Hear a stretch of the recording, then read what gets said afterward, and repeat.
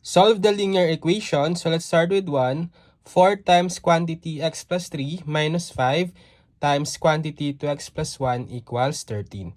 So meron tayong linear equation.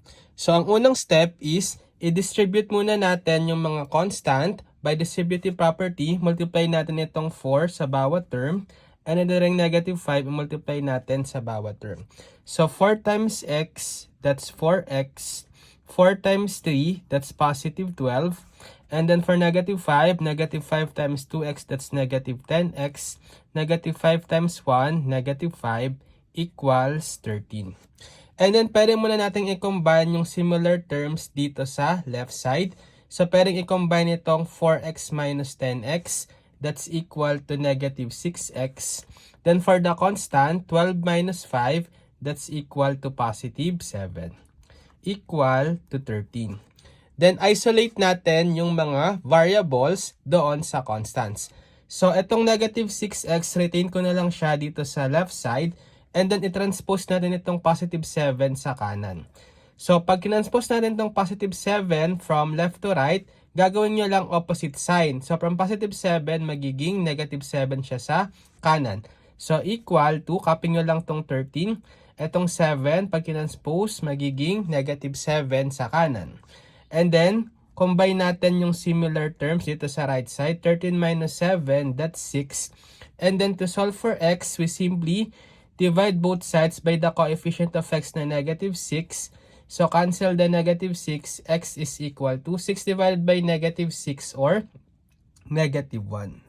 So the answer is negative 1. Next, for number 2, we have 5x plus 1 over 8 plus 3 equal to 3x plus 1 over 2.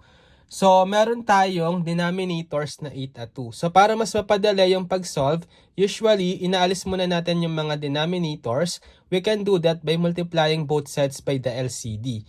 Ang LCD ng 8 at 2 ay 8. So, i-multiply ko muna, okay, both sides of the equation by 8.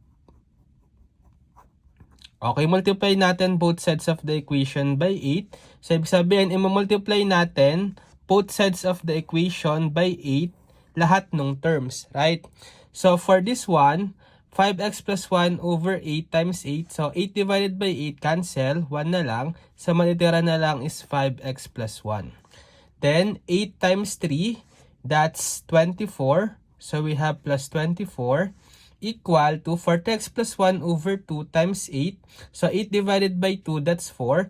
So, magiging 4 times the numerator, 3x plus 1. Then, pwede tayo mag-combine ng similar terms sa left side. So, we have 5x, copy lang. Itong 1 plus 24, pwedeng i-add, magiging 25. And then, distribute natin itong 4. 4 times 3x, that's 12x. 4 times 1, that's positive 4. And then, isolate natin yung mga x sa left side and then yung mga constant sa right. So, transpose ko itong 12x dito sa left side, tapos itong 25 transpose ko sa right side. So, magiging 5x. Then, transposing 12x, magiging from positive sa kanan, magiging negative 12x sa kaliwa. Equal to 4, copy.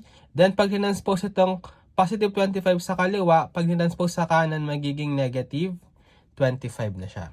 Combine natin, 5x minus 12x, that's negative 7x. Equal to 4 minus 25, that's negative 21. Then to solve for x, divide both sides by negative 7.